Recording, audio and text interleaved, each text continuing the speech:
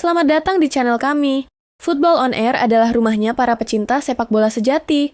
Di sini, kamu bakal dapat konten terkini, tajam, dan seru seputar dunia sepak bola.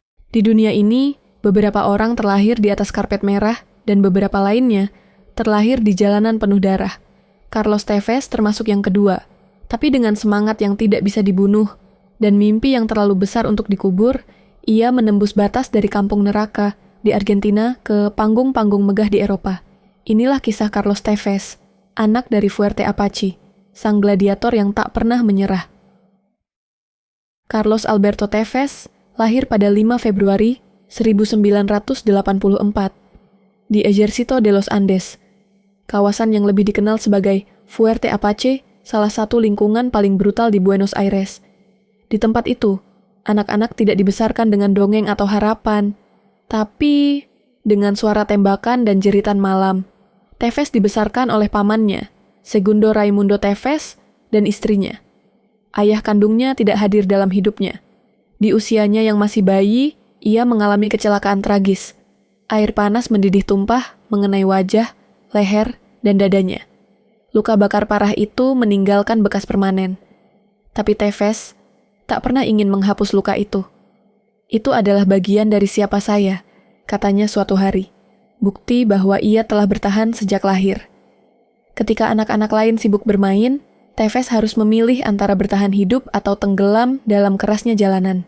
Ia bermain sepak bola di jalan berdebu Fuerte Apache.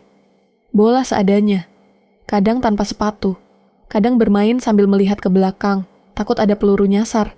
Tapi ia tahu satu hal, hanya bola yang bisa menyelamatkannya dari hidup yang tak menjanjikan apa-apa. Ia mulai bermain untuk klub lokal All Boys. Tak ada uang, tak ada jaminan masa depan. Hanya ada tekad dan rasa lapar secara harfiah dan juga metaforis. Untuk datang latihan, ia harus menempuh jarak jauh dengan berjalan kaki. Dan kadang, ketika tidak kuat lagi, ia menumpang truk atau berlari di pinggir jalan raya.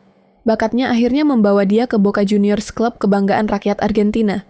Tapi perjalanan tidak lantas jadi mudah. Di akademi, ia dianggap aneh. Tubuhnya pendek, wajahnya penuh luka. Dan ia bukan anak dari keluarga terpandang.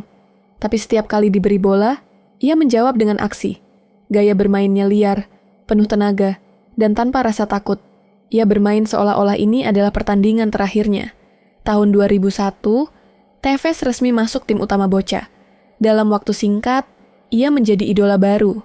Bukan karena ketampanan, bukan karena gaya, tapi karena semangat dan kerja kerasnya yang brutal. Tahun 2003, ia membawa Boca meraih Copa Libertadores, lalu memenangkan Piala Interkontinental.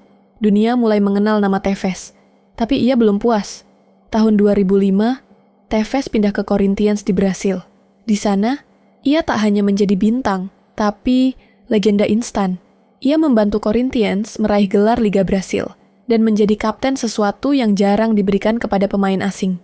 Tapi sorotan internasional benar-benar datang ketika ia bergabung dengan West Ham United bersama rekannya, Javier Mascherano. Pindahan yang penuh misteri dan kontroversi.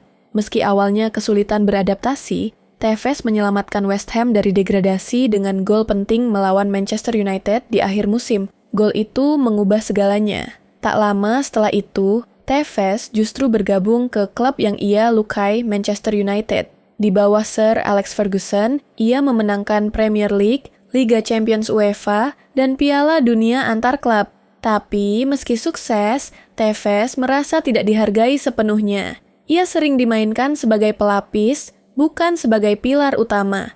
Tahun 2009, Tevez membuat keputusan paling kontroversial dalam karirnya, meninggalkan Manchester United dan bergabung ke rival sekota, Manchester City. Fans MU marah, tapi Tevez tak peduli. Ia ingin tempat di mana ia dihargai, dan di City ia mendapatkannya. Ia menjadi simbol revolusi Manchester City, memenangkan Piala FA 2011, dan menjadi bagian penting dari skuad yang mulai menakutkan Eropa. Tapi lagi-lagi konflik muncul. Ia sempat berselisih dengan pelatih Roberto Mancini dan menghilang ke Argentina selama beberapa bulan. Meski begitu, ia kembali dan tetap memberi kontribusi besar. Tahun 2013, Tevez hijrah ke Juventus. Di sana, ia menemukan kembali gairah bermainnya. Ia membawa Juventus meraih Scudetto dan masuk final Liga Champions 2015. Tapi panggilan hati tidak bisa dibohongi. Tevez memutuskan kembali ke rumah ke Boca Juniors, kembali ke tempat di mana semuanya dimulai. Di tengah cinta rakyat dan atmosfer Bombonera, Tevez kembali menjadi gladiator yang dikenal dunia. Ia sempat bermain ke Tiongkok, tapi itu hanya selingan singkat. Ia kembali lagi ke Boca, menolak uang demi cinta dan loyalitas. Carlos Tevez bukan pesepak bola biasa. Ia adalah simbol perlawanan. Ia adalah bukti hidup bahwa mimpi bisa bertahan hidup bahkan di tempat paling gelap sekalipun. Tidak ada sponsor mewah waktu kecil, tidak ada akademi elit, hanya tanah, keringat, dan kemauan baja. Ia pernah berkata, "Saya tidak belajar sepak bola dari sekolah atau pelatih, saya belajar sepak bola di jalanan." Dan jalanan mengajarkan saya satu hal, jangan pernah kalah tanpa bertarung. Kini, meskipun telah pensiun dari lapangan hijau, nama Tevez hidup dalam hati para pekerja keras. Anak-anak yang tidak punya apa-apa, tapi masih berani bermimpi besar. Ia tidak sekadar mencetak gol, ia mencetak harapan. Dari Fuerte Apache, ke Boca Juniors, ke Manchester, Turin, dan kembali lagi ke rumah. Carlos Tevez tidak pernah lupa siapa dirinya. Ia adalah bukti bahwa bahkan dari tempat tergelap pun, bintang bisa lahir. Kalau kamu punya kisah perjuangan yang enggak kalah inspiratif, baik itu kisah kamu sendiri, orang di sekitarmu, atau pemain bola yang kamu kagumi, jangan ragu untuk share di kolom komentar.